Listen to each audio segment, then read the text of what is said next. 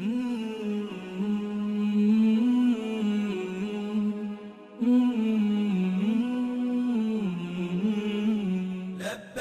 اللهم لبيك لبيك لا شريك لك لبيك إن الحمد والنعمة لك عمرہ جو ہم نے کیا اس میں عمرے کے بنیادی طور پہ 3 ارکان ہیں. احرام یعنی نیت کرنا اور احرام کا لباس، اور طواف کرنا، یہ طواف کے بغیر عمرہ نہیں ہوتا، اور سعی.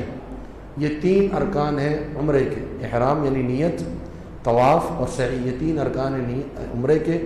اگر آپ نے یہ ارکان ادا نہیں کیے تو آپ کا عمرہ جو ہے وہ نہیں ہے، ختم ہو جائے گا، عمرہ باقی نہیں رہے گا، آپ کو دوبارہ عمرہ کرنا پڑے گا. اور ترتیب یہی ہے کہ پہلے آپ احرام نیت کریں گے اور پھر آپ نے طواف کرنا ہے اور پھر آپ نے سعی کرنی ہے. جہاں تک واجبات ہے تو اس کے واجبات 2 ہیں. میقات سے احرام کی نیت کرنا، ایک ہے احرام کی نیت کرنا، یہ رکن ہے، لیکن میقات سے کرنا یہ واجب ہے. تو اگر میقات سے نہیں کیا، کہیں اور سے کر لیا تو یہ واجب رہ جائے گا اور پھر فدیہ ادا کرنا ہوگا. اور اس طرح بال منڈوانا یا چھوٹے کروانا، اگر بال منڈوانا بھول گیا تو اب بعد میں جو ہے وہ اس کا فدیہ ادا کرے گا. تو یہ واجبات ہیں، 2 واجبات ہیں اور 3 ارکان ہیں عمرے کے. تو اگر یہ واجب ادا کر دیے تو ٹھیک ہے، نہیں کیے تو پھر ایک دم لازم آئے گا، ایک قربانی کرنی پڑے گی جو کہ وہیں پر ان کے فقراء میں مکہ میں ہی تقسیم کر دی جائے گی. اب آپ عمرہ ادا کر چکے ہیں، عمرہ ادا کرنے کے بعد اب آپ نے مکہ میں رہنا ہے حج کی ادائیگی تک. تو مکہ میں رہنے کے حوالے سے چونکہ آپ مکہ میں رہ رہے ہیں، اس کا زیادہ سے زیادہ فائدہ اٹھائیں. مکہ میں آپ جائیں ہیں، پھر پتہ نہیں کب آنا ہو نہ آنا ہو، تو اب مکہ جو ہے بڑا مقدس، بڑا محترم مقام ہے، بڑی فضیلت والا ہے. تو زیادہ سے زیادہ فائدہ اٹھائیں.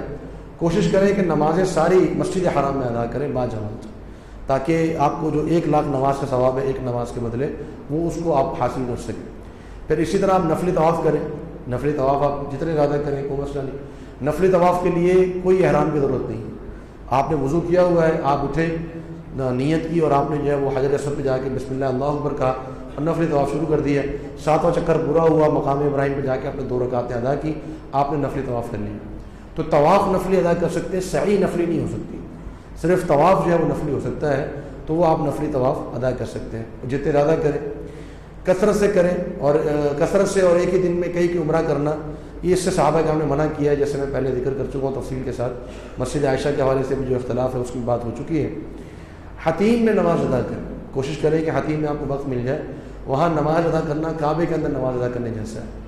اسی طرح جو ہے وہ بعض اعمال ایسے ہیں جو وہاں کرنے چاہیے.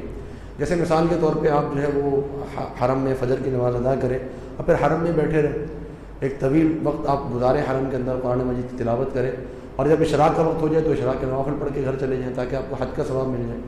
اس طرح کے جو پھر قرآن مجید کی تلاوت ہے، اس طرح کے جو اعمال ہیں وہ کوشش کریں کہ بکثرت آپ مکہ کے اندر کریں، تاکہ جو ہے وہ آپ کے اجر و ثواب میں اور فضیلت میں جو ہے وہ اضافہ ہو سکے.